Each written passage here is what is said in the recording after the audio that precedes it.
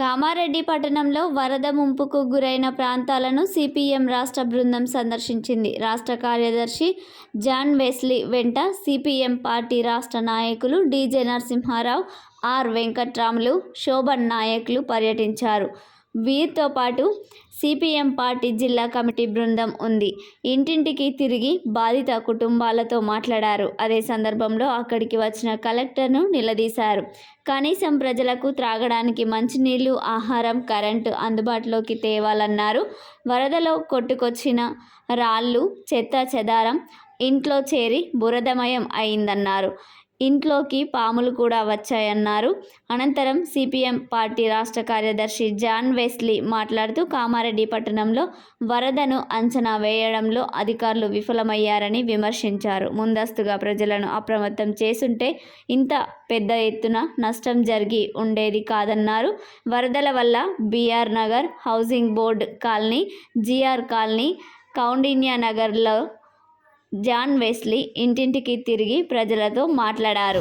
కామారెడ్డి జిల్లాలో అట్లాగే పట్టణంలో భారీ వర్షాల నేపథ్యంలో పట్టణంలో మొత్తం నీటిమయమైంది.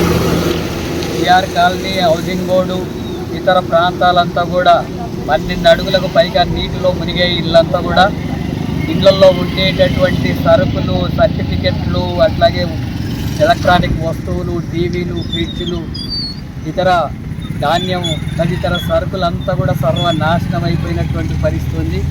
ఫర్నిచర్ కూడా ఎలాంటి పనికొచ్చేటటువంటి పరిస్థితి లేదు. ఇళ్లలో మొత్తం అంతా కూడా బురద చేరిపోయింది. రోడ్లు ధ్వంసమైపోయినాయి.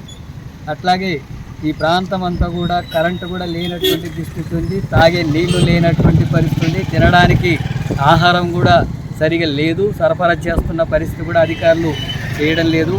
ప్రతి కుటుంబం తక్కువ అంటే 10 లక్షల రూపాయల చొప్పున నష్టపోయినటువంటి పరిస్థితి ఉంది. అదేవిధంగా మొత్తం జిల్లా వ్యాప్తంగా కూడా చూసినప్పుడు దాదాపు 56 చెరువులు కూలిపోయినాయి. అట్లాగే అనేక గ్రామాల్లో నీటిమయమైపోయింది. అక్కడ పంటలు తీవ్రంగా నష్టం జరిగింది. పంటలు మొత్తం నీటిలో మునిగి ఉండడమే కాకుండా ఇసుక, మట్టి చేరి అవి ఎంత కూడా ఏమాత్రం పనికొచ్చేటటువంటి స్థితి లేదు. అనేక గ్రామాలకు విద్యుత్ సౌకర్యం కూడా లేకుండా పోయింది జిల్లాలో. అట్లాగే ఇలాంటి స్థితి ఏర్పడేటువంటి 3-4 రోజుల నుంచి తీవ్ర ఇబ్బందులకు గురవుతున్నటువంటి ఉన్నారు. చిన్నపిల్లలు ఉన్నారు, అనారోగ్యాలకు గురైనటువంటి వాళ్ళు ఉన్నారు. వీళ్ళకి సంబంధించినటువంటి సౌకర్యాలు కానీ లేదా శిబిరాలు ఏర్పాటు చేసి వాళ్ళకి కావలసినటువంటి ఆహారాన్ని అందించడం అనేటటువంటి చర్యలు తీసుకోవడంలో ప్రభుత్వం పూర్తిగా విఫలమయ్యింది. అట్లాగే ఇక్కడ ఉండేటటువంటి ప్రజలకు ఇప్పటివరకు 4 రోజులు అవుతుంది మొత్తం ఈ వర్షాల్లో మునిగి ఉన్నటువంటి పరిస్థితుల్లో వాళ్లకు కనీసం తక్షణ సహాయం కూడా ప్రభుత్వం ఇప్పటివరకు చేయలేదు. భారీ నష్టం జరిగింది. వాటిని అంతా కూడా లెక్కలు కట్టి నష్టపరిహారం చెల్లించాల్సినటువంటి అవసరం ఉంది. కలెక్టర్ ద్వారా మాట్లాడాం. కలెక్టర్ పరిశీలించడం కానీ నీటిని బయటికి పోయేటటువంటి చర్యల వరకు జరిగింది తప్ప ప్రజలను ఆదుకోవడం, ప్రజా సమస్యల్ని పరిష్కరించుకోవడం, వాళ్ళకు తక్షణ సహాయం చేసేటటువంటి దాంట్లో ప్రభుత్వం ఇప్పటివరకు చర్యలు తీసుకోలేదు. మొత్తం కూడా కార్యకర్తలు వీలైన మేరకు ప్రజలను ఆదుకోవడానికి తగినటువంటి కృషి చేస్తున్నారు. మా శక్తి మేరకు అలాంటి ప్రయత్నం జరుగుతుంది. ఎక్కడెక్కడ జిల్లాలో రాష్ట్ర వ్యాప్తంగా ఎక్కడ వర్షాలు జరిగి నష్టపోయినటువంటి ప్రాంతాలకంతా సిద్ధి బృందాలు పర్యటించి వాళ్ళకి వీలైన సహాయ సహకారాలు అందించేందుకు చర్యలు తీసుకోవాలని చెప్పి రాష్ట్ర కమిటీకి ప్రయత్నం ఇవ్వడం జరిగింది.